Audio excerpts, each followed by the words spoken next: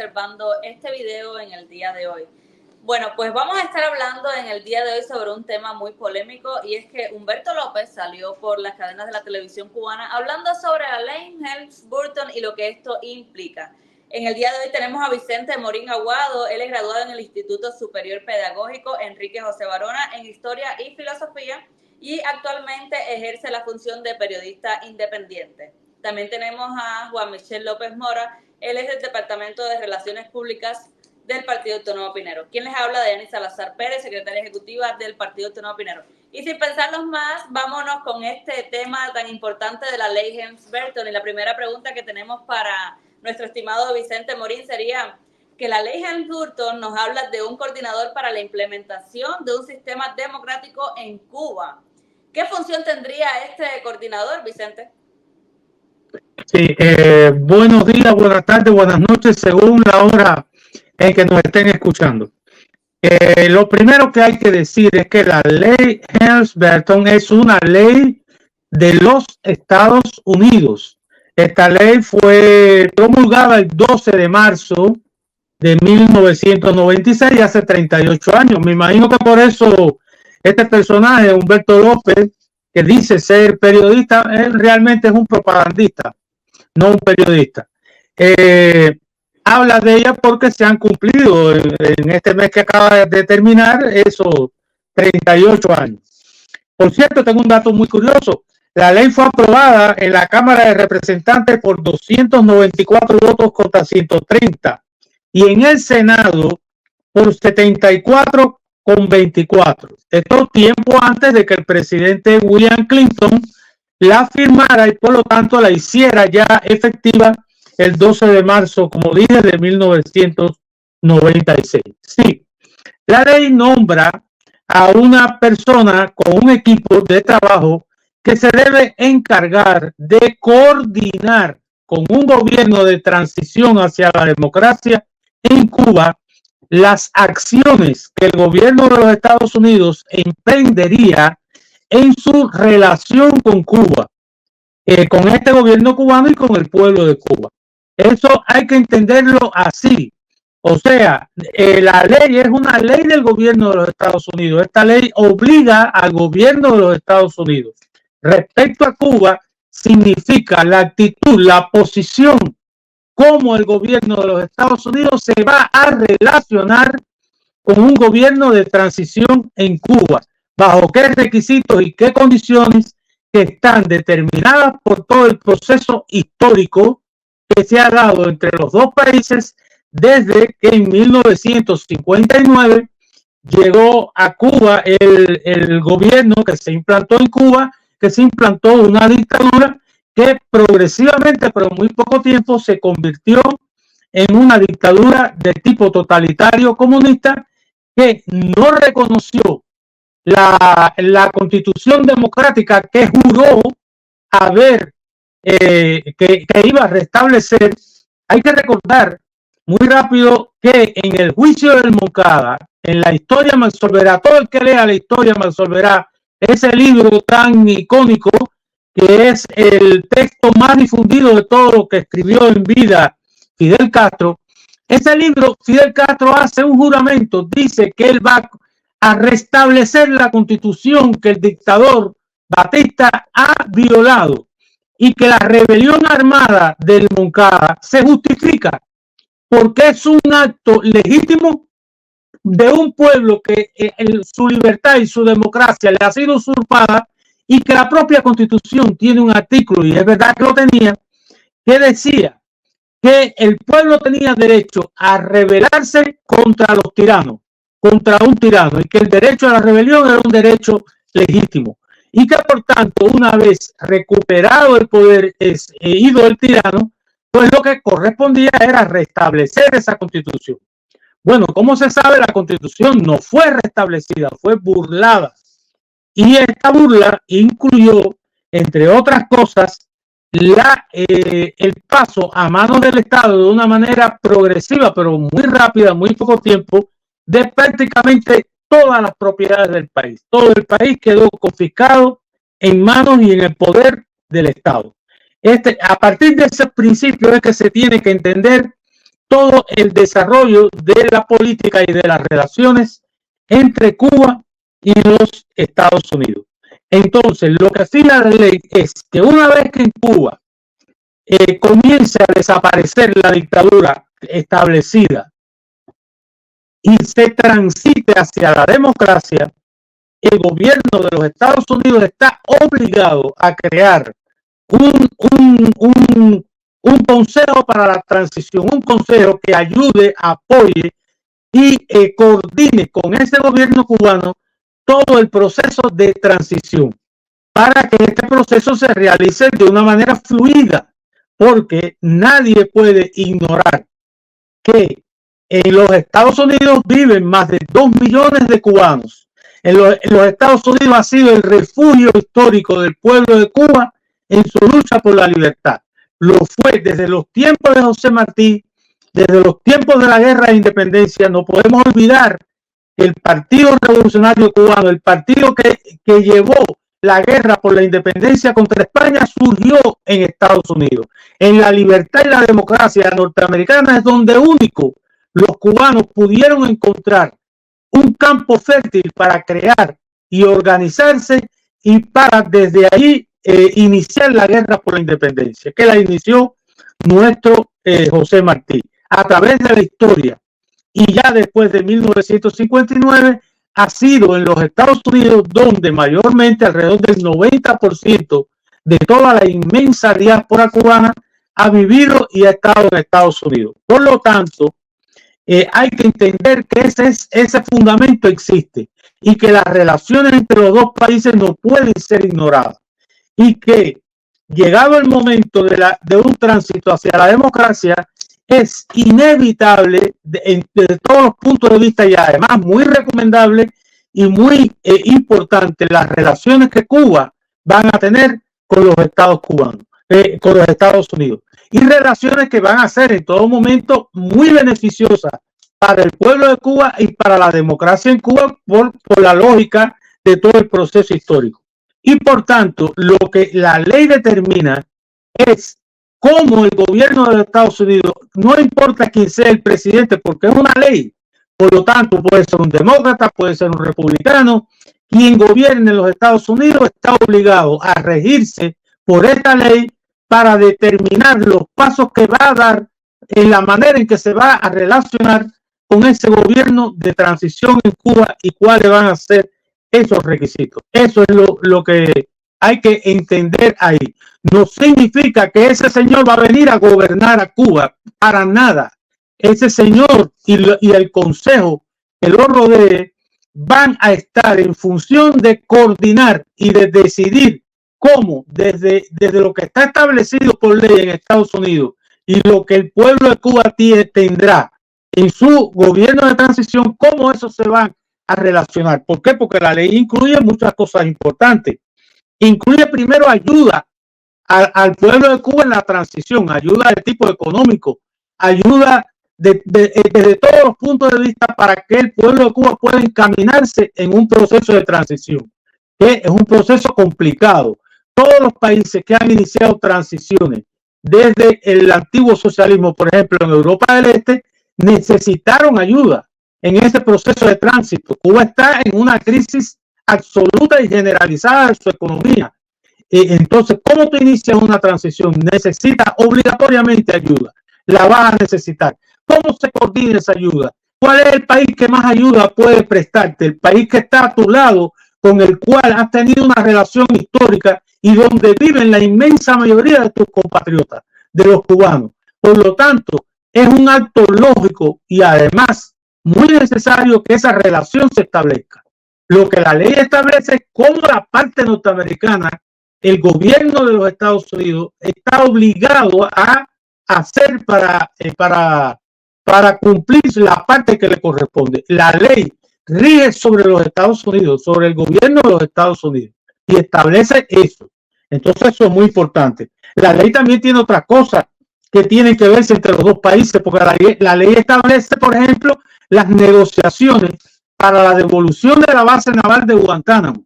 O sea, que puede ser renegociada o sencillamente devuelta totalmente al pueblo de Cuba. Eso lo dice la ley. Y entonces eso hay que valorarlo entre los dos gobiernos.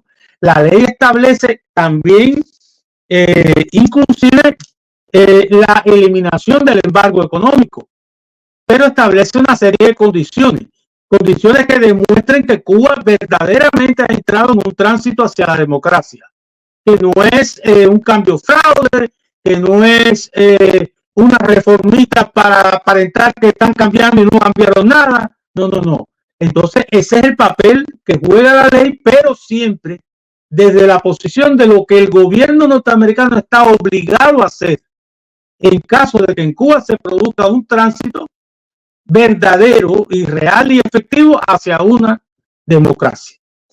Respecto a esto, quisiéramos agregar un video de uno de los voceros del régimen cubano. O sea, hay muchos videos que ellos han hecho transmitidos por la televisión cubana, pero bueno, este último ha tenido un poco de impacto porque las personas han tenido cierto temor respecto a la información mal dada que él ha dado, así que vamos a verles. Humberto López. Olvidar que en el hipotético caso que no va a ocurrir, que pusieran fin a la revolución, hay aquí, para Cuba, una ley Helms-Burton. Cuba, en ese hipotético caso, llevaría un coordinador, un americano que va a dirigir todo, un norteamericano, y ese coordinador, como primera tarea, tiene que se devuelva a los ladrones y asesinos batistianos todo aquello que habían robado a este pueblo. Ya no nosotros, a estas generaciones, pero sí, tal vez a nuestros padres, a nuestros abuelos y otras generaciones mucho más allá. Es quizás donde vives hoy, es quizás tu casa, donde está tu escuela. Hasta la tierra hay que devolverla. Sí, hemos escuchado, ¿se me escucha bien ahí? Vicente, pues lo que hemos escuchado, imagínate, la información que le dan, y es una doctrina que llevamos desde pequeños, desde que entramos a la escuela, estamos escuchando este adoctrinamiento y estas falsedades que ellos pues les imponen a los niños desde que son pequeños, para que tengan temor, sientan temor a un cambio y piensen que donde estamos es el lugar correcto y es la posición política correcta que tenemos en el país. Pero ¿qué de cierto hay, Morín? Sabemos que cuando el triunfo de la revolución fueron expropiadas varias entidades de los particulares, o sea, es decir, varias propiedades de las personas naturales en Cuba. ¿Qué hay de cierto que en el día de mañana, cuando exista un cambio y debido y referente a la ley Helms-Burton, estas propiedades se le den a las personas que están fuera de Cuba, o sea, a los americanos, o que esto forma a ser parte de los Estados Unidos y no que se les regrese a los ciudadanos cubanos? Bien, vamos a empezar por decir, históricamente, cuando Fidel Castro llega al poder, se creó una comisión que en justicia, en inicio, en su primer momento, podíamos decir que era válida, que era un ministerio de los bienes malversados. Esto se refería a los personajes ligados a la dictadura de Batista, que se habían aprovechado de su relación con el dictador para obtener prebendas, beneficios y algunas propiedades se habían enriquecido. Pero esta persona en particular estaba en ley y correspondía que le fueran confiscados sus bienes de la misma manera que tú lo puedes confiscar los bienes a un narcotraficante, por ejemplo. Lo coges por la ley, está demostrado que era un narcotraficante, y en ese caso, pues, en muchos países del mundo y es lícito decir, usted obtuvo propiedades violando la ley, traficando, y entonces esas propiedades las vamos a confiscar y después le daremos el destino más adecuado que se entienda. Pero el tema es que no fue solo así, eso fue solo el primer paso para continuar y posteriormente apropiarse el Estado de todas las propiedades del país. Si ustedes, los que son más viejos, recordarán que hasta un puesto de frita en el medio del pueblo, de cualquier ciudad, que decíamos los chinos, porque los chinos vendían, eran muy populares entre ellos, pero no tenía que ser chino.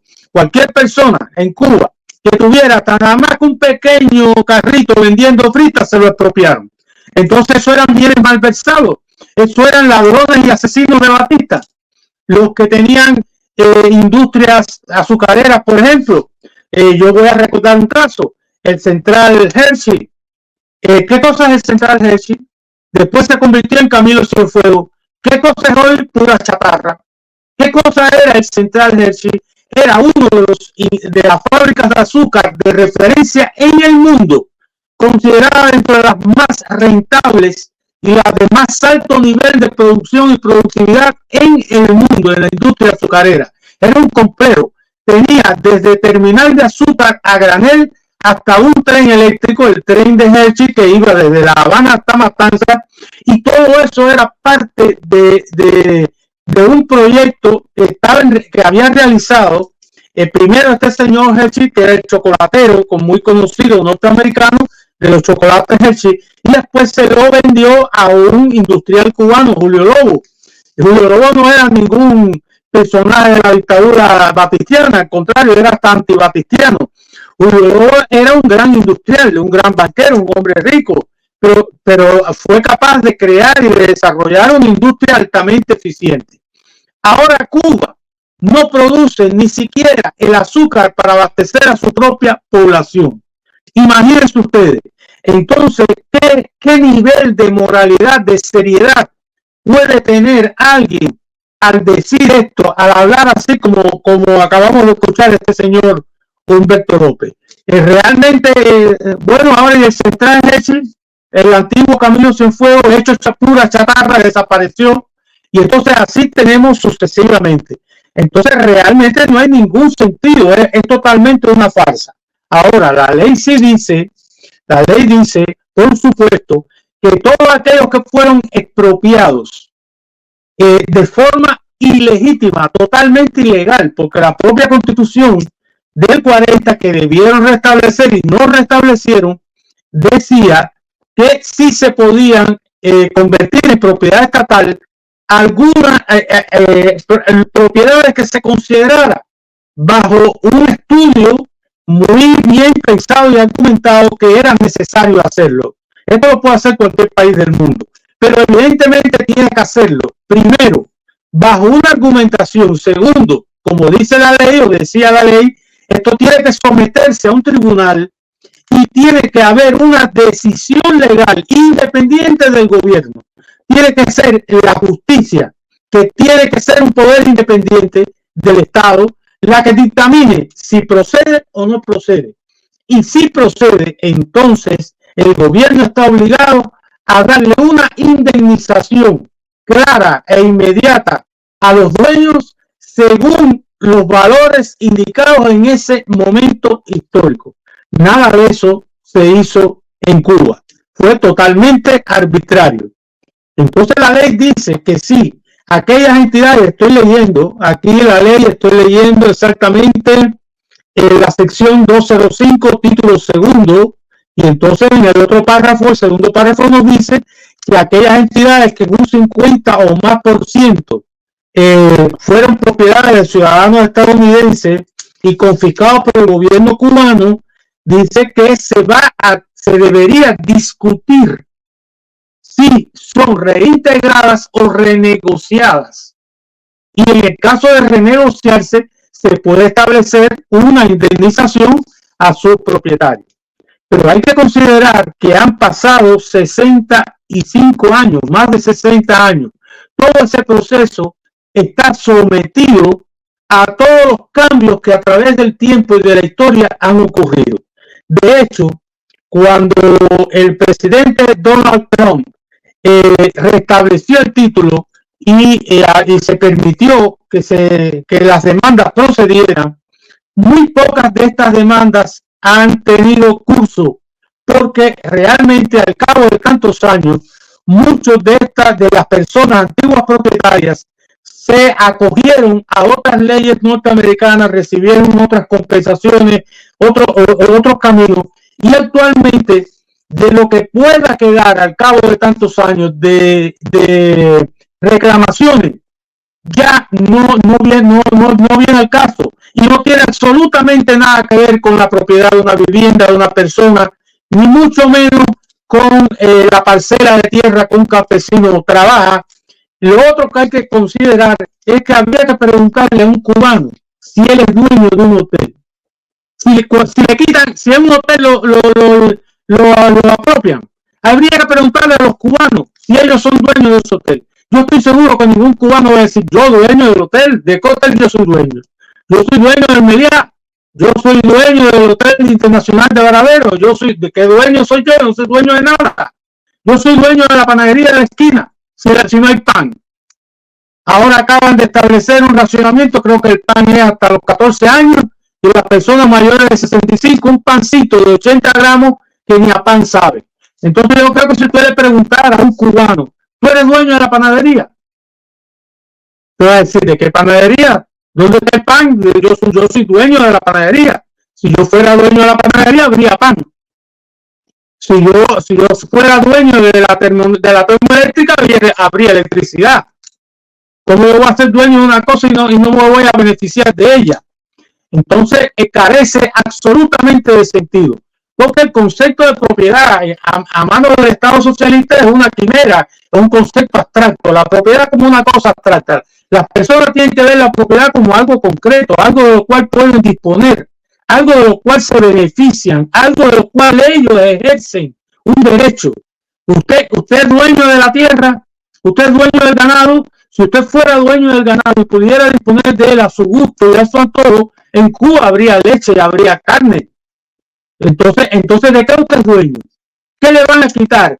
Entonces yo recuerdo como diciendo lo que tú, Dayani, decías de nuestros niños. Eso es como decirle a los niños, y viene el lobo. El cuento es como meterte miedo con algo que para asustarte, para decirte, mira, me tienes que apoyar porque si vienen los americanos, estos se van a hacer dueños de todo y nos van a quitar. ¿Pero qué te van a quitar? ¿Qué te van a quitar? Entonces realmente es vergonzoso, es penoso que a estas alturas, en medio de la crisis que tiene Cuba, alguien se atreva a salir por televisión, alguien que se supone que sea un profesional, y diga estas cosas que si no fuera por la tragedia que vive el pueblo de Cuba, da motivo de risa. Es penoso que esto suceda. Literal, así es, Vicente, es la realidad. Es dura, pero es nuestra realidad, la realidad del pueblo de Cuba. Vicente, ¿esta ley puede ser derogada por algún presidente de los Estados Unidos, o sea, por la propia presidencia de los Estados Unidos o presidente actual, por ejemplo? No, la ley como tal no puede ser derogada por el presidente. En los Estados Unidos, como una democracia, existe lo que se conoce la división de poderes. El sistema democrático norteamericano, como casi todos los sistemas democráticos modernos, fueron establecidos a través de la doctrina de la división de poderes. Esta doctrina tiene, en el caso de Estados Unidos, su referente principal en el filósofo y estudioso político inglés John Locke. ¿Qué establece la división de poderes? Establece un equilibrio, la búsqueda de que para evitar la tiranía, evitar el despotismo, evitar la monarquía absoluta, evitar todo el poder concentrado en alguien al cual no se le pueda reclamar, establece un equilibrio de poder. Entonces, en Estados Unidos existe el poder ejecutivo, la administración, que es el presidente. Existe el poder legislativo, que son dos cámaras, la Cámara de Representantes y el Senado, y el poder judicial, cuyo órgano superior es el Tribunal Supremo. Cada uno de estos poderes se ejerce con independencia. Por lo tanto, la ley como tal fue votada en la Cámara de Representantes primero y en el Senado después. Estas dos cámaras son las que deciden las leyes. Si tú quieres cambiar la ley, tienes que hacer una ley nueva y la tienes que llevar a la Cámara de Representantes y al Senado, y allí tiene que ser discutida y votada. Y una vez que esto se haga, entonces pasará a manos del presidente, que la debe firmar o puede vetarla. Si el presidente la vetara, regresaría de nuevo entonces a discutirse otra vez en la Cámara y el Senado. Y si nuevamente persiste la voluntad de los legisladores de la ley, pues no queda más remedio para el presidente que firmar la ley. Así se establece. Ahora, lo otro que puede recurrir en caso de esto es un recurso de inconstitucionalidad. En este caso, cuando hay una ley y algún aspecto de la ley o alguna de las partes cree que no está bien, puede hasta recurrir al Tribunal Supremo. Eso casi nunca sucede con una ley como tal, sucede con algún artículo, con algún elemento dentro de una ley, y entonces esto se somete al Tribunal Supremo. El Tribunal Supremo puede determinar que es constitucional o que no lo es. Si determina que no lo es, pues entonces hay que eliminarlo. Las decisiones del Tribunal Supremo son de obligatorio cumplimiento para todo el mundo. El presidente de Estados Unidos está obligado a cumplir lo que dicta el Tribunal Supremo. El órgano de justicia es una orden para todo el que sea ciudadano de los Estados Unidos o viva usted en territorio de los Estados Unidos. Es de obligatorio cumplimiento. Precisamente este es el sentido por el cual los legisladores en aquel momento decidieron hacer la ley. Porque antes de la ley existían muchas disposiciones de distintos presidentes y a través de la historia sobre Cuba. Usted podrá recordar que fueron tomando decisiones y cada presidente tomaba la suya. Cuando la decisión la toma un presidente, que viene detrás la puede cambiar. Porque es la decisión de un presidente, no es ley. Es una orden ejecutiva. Pero cuando es ley, entonces sí ya no depende de quién sea el presidente. El que sea está obligado a cumplir la ley. Porque mientras la ley exista, es de obligatorio cumplimiento.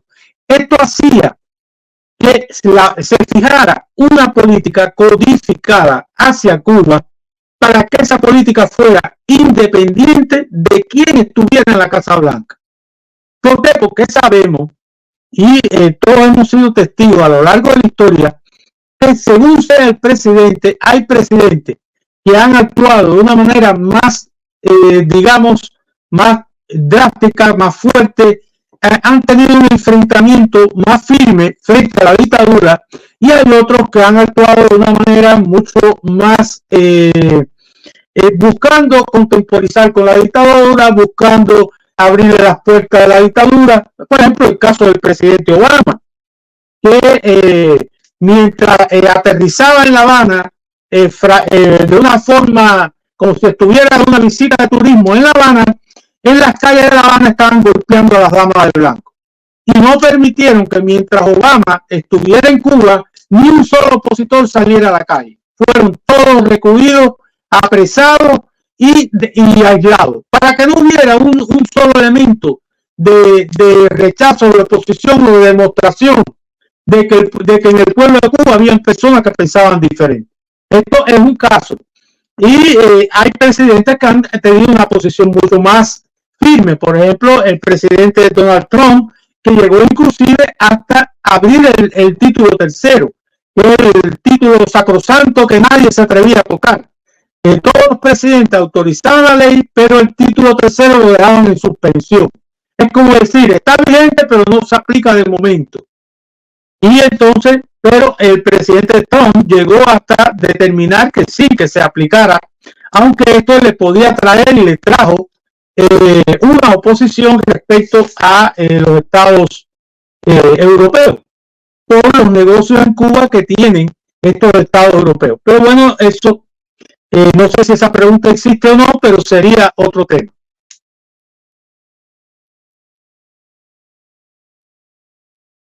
Así mismo es, Vicente.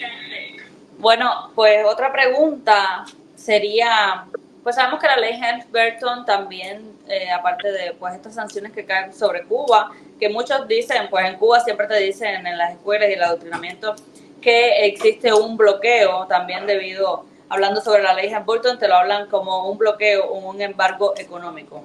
¿Qué afectaciones tiene para el pueblo cubano que hoy se encuentra sumido en una extrema crisis, que no tienen alimentos, no tienen electricidad, están sobreviviendo los cubanos en estos momentos? ¿Qué es lo que hace la ley Helms-Burton para que los cubanos estén así? ¿A quién afecta directamente la ley Helms-Burton y cuáles son pues las consecuencias de la aplicación de esta ley para los cubanos y para el gobierno? ¿Cuál es la diferencia? Bueno, en realidad afectar no afecta en nada. Si se llegara a producir una transición en Cuba, sería todo lo contrario. Sería muy beneficiosa, porque la ley, como yo te decía, lo primero que plantea es la eliminación del embargo. ¿En qué consiste realmente el embargo? El embargo consiste en la prohibición por la ley de la financiación de créditos, o sea, créditos son préstamos estatales o privados a las empresas cubanas, que son empresas del Estado cubano. Como todos sabemos, en Cuba el comercio exterior es monopolio del Estado cubano. Todo lo que se compra en el exterior está bajo control del Estado cubano. Bien, la ley prohíbe que un presidente de Estados Unidos autorice préstamos del Estado o autorice a bancos norteamericanos a que presten dinero para que empresas cubanas puedan comerciar. Las empresas cubanas pueden comprar en Estados Unidos y compran, de hecho, desde hace años, millones de dólares en los productos más disímiles. En este año 2023 pasado, se publicó, todos los años se publica, y no es ningún secreto, hay un documento del Departamento del Tesoro, que por ley es obligatorio en Estados Unidos, donde anualmente se publica todo lo que se comerció con Cuba, artículo por artículo, cantidades, dólares con dólares y centavos, y esto todos los años se publica. Estados Unidos, Cuba compró en Estados Unidos el año pasado desde autos de lujo hasta ambulancias, algunas, y una multitud de productos, alimentos. Como ustedes saben, en Cuba se consumió y se ha consumido mucho pollo congelado norteamericano, hasta manzana de Estados Unidos, en fin, una multitud diversa de productos. Estos se pueden comprar, pero hay que pagarlos. Lo que no permite la ley es que esto se compre con un crédito de que luego te pago a pagar más adelante. No. Estados Unidos se ha librado de esta manera de uno de las peores secuelas de la historia económica de Cuba y del sistema comunista, que son las deudas. El sistema comunista le debe al mundo entero, a las 11.000 vírgenes, como se dice, a los santos, y no se sabe a quién más. A todo el mundo le debe. Las deudas que tiene Cuba son de miles de millones de dólares. A pesar de que, por ejemplo, las deudas con la antigua y desaparecida Unión Soviética fueron condonadas, después se siguió el comercio con la Rusia y actualmente con Rusia las deudas son de varios miles de millones. Hay deudas similares con China de varios miles de millones de dólares. Están las deudas con el Club de París, que son los estados de Europa, que le han hecho préstamos a Cuba y también son varios miles de millones de dólares y Cuba no los paga. Cuba tiene deuda hasta con Argentina. Todo el mundo se acordará de aquellos autos de alquiler que llegaron a Cuba en los años 70, que llegaron varias marcas de autos, habían Chevy, habían Ford, habían Dodge. Todos estos autos que se compraron en Argentina todavía se deben. Se le debe a Japón, se le debe hasta Uruguay. Entonces las deudas son interminables y no pagables, nunca se pagan. Entonces, pues claro, Estados Unidos dijo, bueno, pueden comerciar, nosotros les damos una amplitud de todo lo que ustedes quieran comprar aquí. Claro, no pueden comprar armamento, no pueden comprar determinadas tecnologías que son peligrosas y que no se les puede permitir. Pero todo lo demás, lo que es alimentación, insumos, ropa, muchas más cosas, equipos para la agricultura, todo eso lo pueden comprar, pero lo tienen que pagar. No puede ser con créditos, no puede ser con préstamos. Entonces a eso es a lo que realmente le llaman embargo, pero no lo dicen, claro está. No se atreven a decir claramente que el problema es ese, que quieren que comprar bajo préstamo que después no van a pagar. Entonces, como es un estado, y si no te paga, ¿qué vas a hacer? Invadirlo. Lo único que te quedaría es entonces declararle la guerra e invadirlo para cobrar la deuda. Entonces, como no se va a llegar a ese extremo, pues entonces es mejor prevenir. La ley dice no. Si se establece un gobierno democrático en Cuba, entonces se deroga ese delito y se puede empezar a dar ayuda tanto directa como a través de créditos, préstamos y otros mecanismos.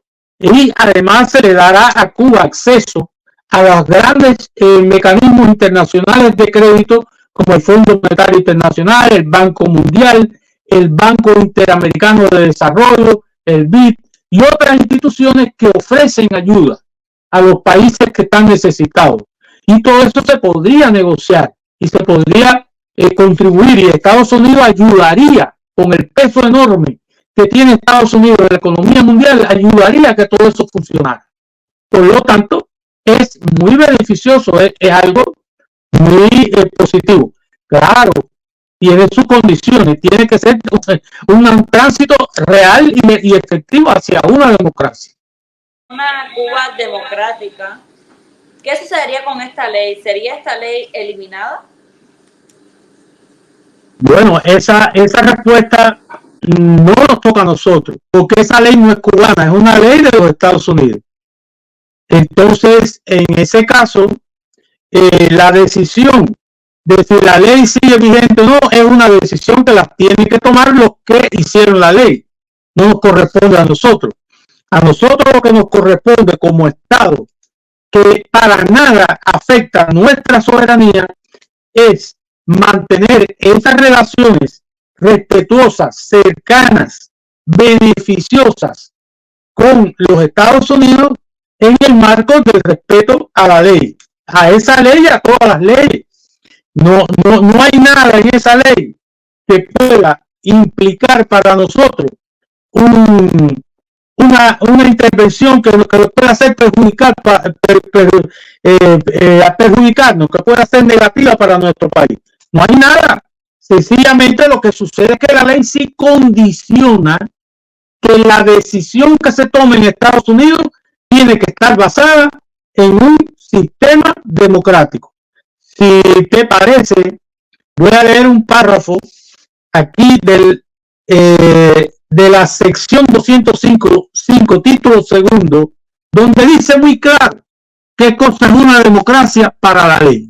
Y esto, claro que sí le tiene que doler tremendamente a los que gobiernan en Cuba, porque dice así: para los efectos de esta ley, un gobierno de transición en Cuba es un gobierno que cumple los siguientes requisitos: ha legalizado toda actividad política, ha liberado a todos los presos políticos y permite inspecciones de organismos internacionales en las cárceles, ha disuelto el actual Departamento de Seguridad del Estado del Ministerio del Interior, los comités de defensa de la revolución y las brigadas de respuesta rápida, las mismas que le cayeron a golpes a los manifestantes el 11 de julio, las mismas que participaron en esa oprobiosa actitud. Y creo que me toca a mí decirlo, no te toca a ti decirlo, pero por ejemplo yo sé que tú estuviste presa por las manifestaciones del 11 de julio, fuiste detenida, estuviste 5 días en una cárcel. Entonces tú sabes perfectamente lo que significa esto. Entonces, muchos jóvenes también, hay más de 1,000 presos políticos en Cuba. Ahí en la isla de Pino, más llamada Isla de la Juventud, tenemos a una mujer cubana con 5 hijos y 16 años de privación de libertad por manifestarse el 11 de julio. Ustedes se imaginan lo que es esto. Entonces la ley dice claramente que todo eso tiene que desaparecer. Se tienen que acabar todos esos presos políticos, y dice también que este gobierno de transición se tiene que comprometer a convocar elecciones libres y justas para un nuevo gobierno, donde por supuesto no se incluye a quien dice a Fidel Castro, porque estaba vivo en aquel momento, a Raúl Castro, que todavía sigue vivo ahí, no sabemos muy bien en qué estado, pero sigue vivo, y que estas elecciones no se van a celebrar no más de 18 meses después que el gobierno de transición haya asumido el poder. Todo lo contrario a lo que sucedió en el 59, cuando Fidel Castro precisamente dijo que en un periodo de X meses iba a haber elecciones libres en Cuba, y después sencillamente dijo que no hacía falta hacer elecciones porque como todo el pueblo lo apoyaba y lo aplaudía y la revolución estaba en curso, pues entonces para nada, elecciones cero, no necesitamos elecciones. No. Aquí sí está muy bien claro que el gobierno de los Estados Unidos no va a reconocer y ni va a apoyar ni va a establecer ningún tipo de colaboración con un gobierno que se establezca en Cuba si no cumple con todos esos requisitos que están ahí, que son los requisitos elementales que en cualquier país del mundo que sea democrático se cumple. Por lo tanto, no es nada de lo cual tengamos nosotros que sentirnos ofendidos y sentirnos maltratados porque se esté planteado eso. Es lo que quería decirle. Así es, Morín. Bueno, aquí tenemos la foto de Lisandra Góngora. Ella es madre de 5 niños. En estos momentos está presa en el Guayabo de Isla de Pinos. Estamos pidiendo libertad para todos los presos políticos, incluyendo esta madre, que hoy se encuentra detenida y en pésimas condiciones. Morín, en resumen, contrario a lo que dijo Humberto López en los canales de difusión cubanos, ¿no? La ley Helms-Burton es un método implementado para lograr la transición democrática en Cuba. Visto que hace 60 años, más de 60 años, no se ha visto un cambio en Cuba porque ellos han tratado de sobrevivir, han tratado de respirar viviendo de las migajas de otros países que le han aportado pues así un poquito. Todo esto es lo que ha hecho es que ellos vayan sobreviviendo. Este método es para lograr la transición y si no utilizamos mecanismos para tomar acción sobre el gobierno de Cuba, es lógico que ellos van a seguir tratando de sobrevivir. Por tanto y además, la ley Helms-Burton, por mucho que parezca que también afecta al pueblo cubano, más bien creo que afecta al gobierno y es a quien tenemos que tener bajo esta situación. ¿Por qué? Porque ellos no quieren soltar el poder y pues cuando un perro de pelea te muerde hay que taparle la nariz para que te suelte. Entonces tenemos que utilizar también mecanismos y el gobierno americano ha tenido que utilizar este mecanismo para tratar de sacarlos del poder y lograr una Cuba democrática que tanto esperamos. Muchísimas gracias, Vicente Morín Aguado, por esta explicación que nos has dado en el día de hoy. Estaremos viendo los comentarios por si surge alguna duda y les estaremos respondiendo en siguientes videos. Muchísimas gracias a Juan Michel López Mora, que también se encontró en el día de hoy. Y pues nada, muchísimas bendiciones para nuestras familias y Dios quiera y se logre la libertad en Cuba dentro de poco. Muchísimas gracias. Muchas gracias a todos y volveremos. Vale. Así es. Muchísimas Bye. gracias. Un abrazo.